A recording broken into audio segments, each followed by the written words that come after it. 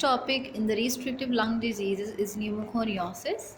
Pneumoconiosis was originally described the non-neoplastic lung reaction to inhalation of mineral dusts encountered in the workplace. ठीक है, पहले ये definition थी. Now it also includes the diseases induced by organic as well as inorganic particulates and chemical fumes and vapors. ठीक है, वो तमाम disease जो कि हमारे पास ऑर्गेनिक या फिर इनऑर्गेनिक डस्ट या केमिकल फ्यूम्स और वेपर्स की वजह से हो रहे हों उनको हम कहते हैं न्यूमोकोनियोसिस. अच्छा, what's the epidemiology of pneumoconiosis?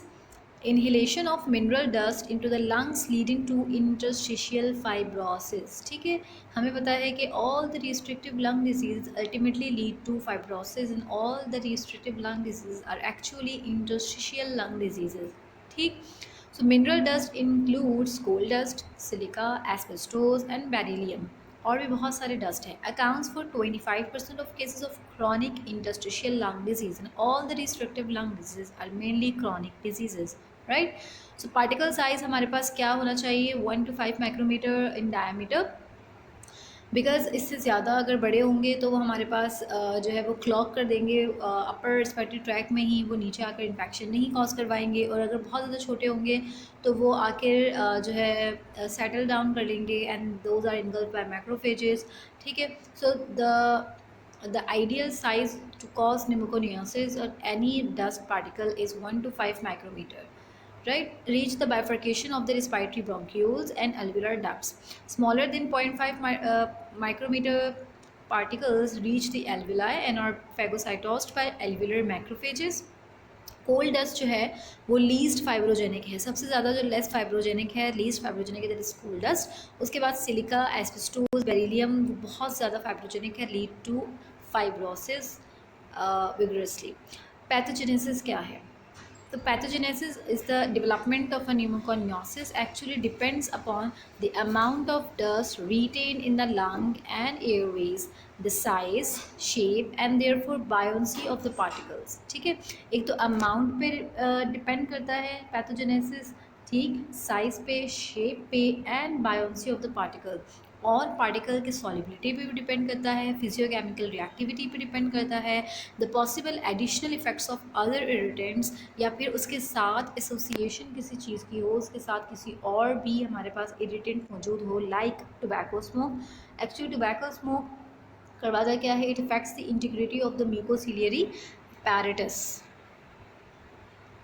So in general अगर हम जनरल बात करें तो जितने भी छोटे पार्टिकल्स होते हैं वो बहुत ज़्यादा जल्दी जो है पल्मोनरी फ्लूइड्स में अपेयर हो जाते हैं और टॉक्सिक लेवल पे जल्दी पहुंच जाते हैं.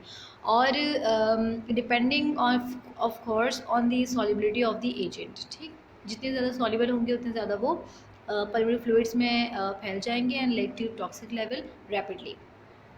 Therefore, the smaller the particle tend to cause acute lung injury. जितने भी smaller particles होते हैं वो acute lung injury करवाते हैं because they are more soluble, they rapidly come to fluids and they rapidly reach the toxic levels and causes fibrosis and reaction.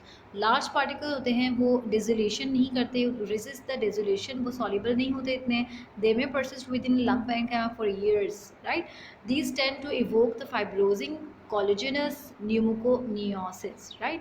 फिर वो क्या करते हैं कि फाइब्रोसिस करवाते हैं, collagenous pneumoconiosis. Such is characteristic of silicosis. Silicosis की जो कैरेक्टरिस्टिक फाइंडिंग है दैट इज़ फाइब्रोजिंग कोलेजनस न्यूमोकोनियोसिस. अच्छा, जब हमारे पास ये रीच कर लेते हैं द बाइफर्केशन और lung and any area of the lung, so what actually they causes, तो वो तीन चीज़ें कॉज करवा सकती हैं. एक तो ये कि वो एपिथेलियल सेल लाइनिंग को क्रॉस कर लें और इंटरैक्ट कर लें directly with fibroblast and interstitial macrophages and that lead to fibrosis या फिर इन्फेक्शन. या फिर वो लिम्फेटिक्स के थ्रू बाय डायरेक्ट ड्रेनेज और with in migrating macrophages initiate कर ले इम्यून रिस्पॉन्स को, पर्टिकुलरली जो सेल्फ प्रोटीन्स होते हैं उनके खिलाफ, राइट. या फिर जो अगर हमारे पास टोबैको स्मोक है तो वो उस प्री एग्जिस्टिंग कंडीशन को वर्सन कर देता है, स्पेशली जो हम कह सकते हैं एस्बेस्टोसिस में, ठीक है, जो एसोसिएटेड है स्मोकिंग से. Asbestosis are particularly magnified by smoking. अच्छा, इनहेल जो पार्टिकल्स होते हैं वो हमारे पास कभी कभी सिर्फ लंग पे ही वो रिटेन नहीं रहते, बल्कि वो हमारे पास सिस्टमिक रिस्पॉन्स भी कॉज करवा सकते हैं। Lung disease caused by air pollutants. Air pollutants कौन कौन से हैं जो कि लंग डिजीज़ कॉज करवाते हैं? अगर हम न्यूमोकोनियोसिस की बात करें तो उसमें हमारे पास mineral dust commonly, right. Organic dust हमारे पास हाइपर सेंसिटिव न्यूमोनाइटिस कॉज करवाएंगे, वो हमारा बिल्कुल ही एक अलग टॉपिक होगा। Organic dust that induce asthma. There are some organic dust that induce asthma, and there are chemical and fumes and vapors which causes lung diseases. This is the picture of bases, and this is the overall summary of the lung diseases which are caused by air pollutants, not just pneumoconiosis, right? अगर mineral dust की बात करें जो कि pneumoconiosis cause करवाते हैं, उसमें है कोल डस्ट है, सिलिका है, एस्बेस्टोस है, बेरिलियम है, iron oxide, barium sulphate and tin oxide. जो इसमें कॉमन है that is coal dust, silica, asbestosis and beryllium, जिनको हम डिस्कस करेंगे इन फर्दर लेक्चर्स। तो कोल डस्ट कौन सी डिजीज़ कॉज करवाती है? Anthracosis. Coal dust causes anthracosis. It can also causes macules and also can lead to progressive massive fibrosis and Kaplan syndrome as complication. Exposure कहाँ से मिलेंगे coal dust? How the patient is exposed? Actually coal mining, particularly hard coal.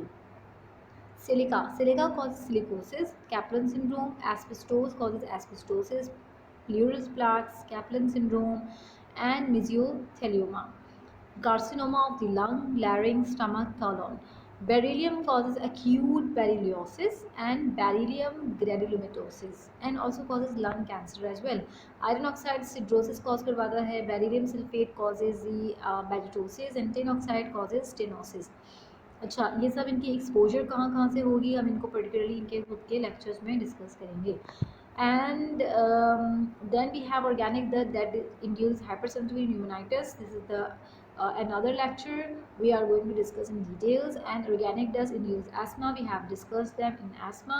And chemical fumes and vapors which can also cause bronchitis, asthma, pulmonary edema, ARDS. ठीक है।